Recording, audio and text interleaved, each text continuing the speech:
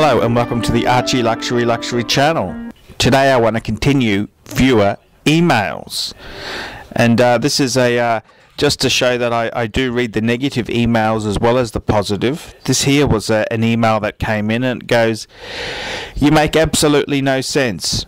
You own generic shit like Breitling, but you don't want to own Tag Heuer. You brag so much about your Omega Speedmaster Professional. Guess what movement is inside that iconic watch? It's a Lemania 1873. Wait, it gets even better. You talk about Holy Trinity, Audemars Piguet, Patek and Vacheron and Constantine. Guess what they have in common? They share the best caliber ever produced, caliber 920 by Jaeger-LeCoultre. So much for in-house movement nonsense." And I think I'd like to reply to this guy because, number one, I did own a couple of Breitlings, but I have actually since, I don't own any Breitlings at the moment. That's not to say I won't get any Breitlings, because I do like the Breitling Navi Timer.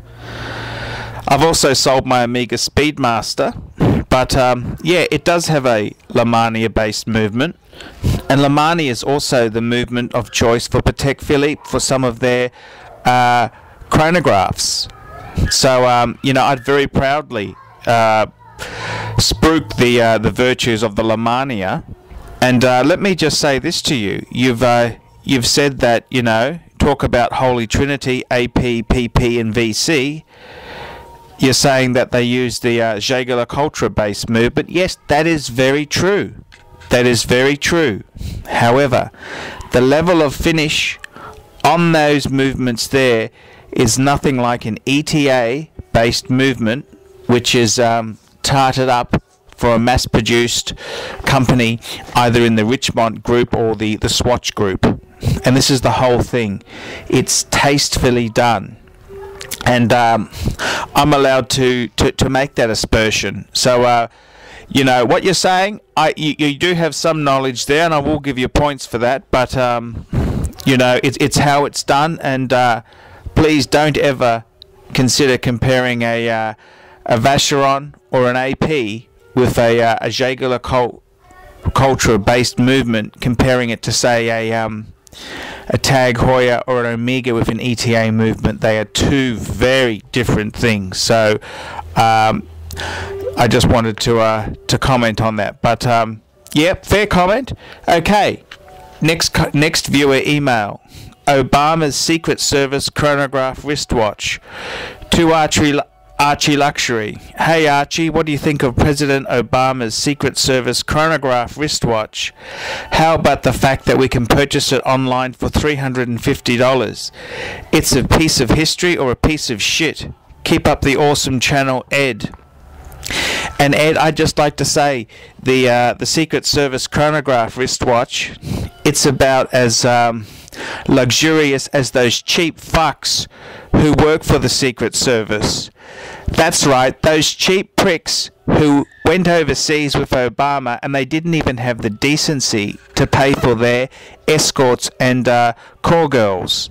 What cheap fucks. So I wouldn't want anything to do with a bunch of cheap fucks like that, and I certainly won't be wearing a Secret Service chronograph, because it reminds me of what cheap fucks those Americans can be at times, and it just makes me ashamed to have ever been a monger. And those cheap fucks, you've got to know when to pay the girls and treat them properly, and they're just a bunch of cheap fucking assholes. Okay, next viewer email. Okay, dear Archie, let me first start by saying I enjoy watching several of your videos and have enjoyed them very much. I'm looking for a nice watch, but my means are somewhat limited. I'm interested in buying a watch and was looking into several of the more upscale models. At this moment, I stumbled upon some of your videos where you explained about being able to buy second-hand, so that the value that you invest in the watch can be quite stable, sometimes even make some money. I have about 2,000 euros to spend on a watch and would like to ask you if you could give me some advice as to which watch to buy. I did see the Omega Speedmaster priced around my price range, but don't particularly enjoy the look of it. I did like the Navi timer from Breitling, and this could be in my price range used, but do you have any words or advice you could point me towards potential good buys? I'm looking for a watch that I can wear on a daily basis and appreciate any and all advice that you could give me, as you know a lot more about watches than I do. Looking forward to hearing from you, Kurt.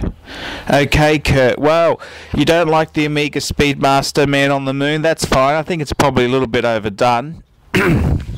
I'd be looking at getting a Sapphire Datejust Rolex. That's what I reckon might be a good buy.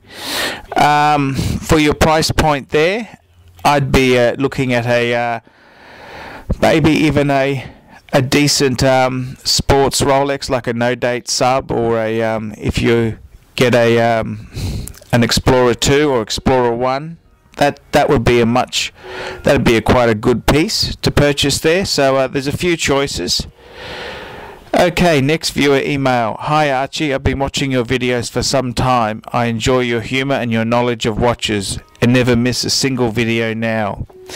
I found that you're a big fan of Patek, and I wanted to get your thoughts on buying something on eBay. I found a few Patek Philippe's in the 2,500 category. Are these too good to be true? If you have bought watches on eBay, I'd like to hear your thoughts on what to look out so that you don't get screwed. Take care.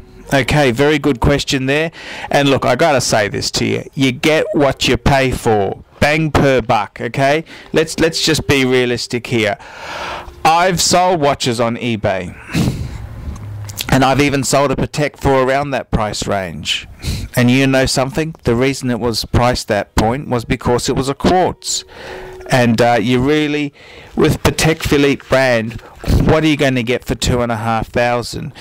You might see the auction start. That might just be the starting point, or that might be the price that it's bid up to at that point in time. It doesn't mean it'll sell for that price.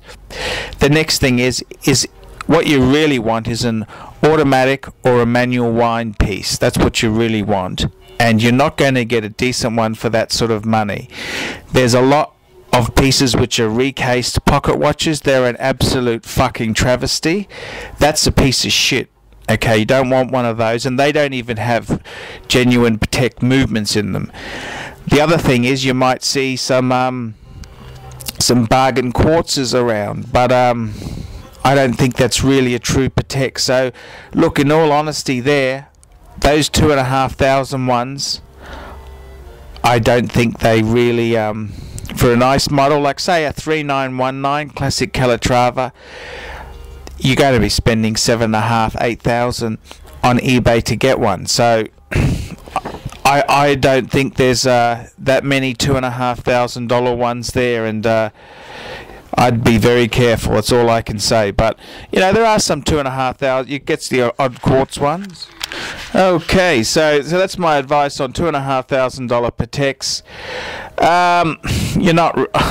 I don't think you're going to find that many. There's odd bargains that do come up, and it's always worth looking there. But eBay's such a business these days. It's not so easy to pick these sort of things up. I'm Archie Luxury, and I hope you've enjoyed viewer emails. Please keep your questions coming, and don't forget, if you've done really well with advice from Archie, or you're doing really well in life, why not flick Archie a little bit of a small donation to help him run the channel? The channel is run all by Archie, and you know, it costs a lot of money to produce programs and get these uploaded every week for our viewers. So please, why not consider a small donation to Archie? Thanks very much.